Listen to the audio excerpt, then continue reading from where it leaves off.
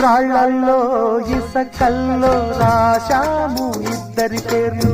కళ్ళు మూసి తిన్నగా కలిగి చదువుకో ఒక్కసారి కలలలోన తీయగా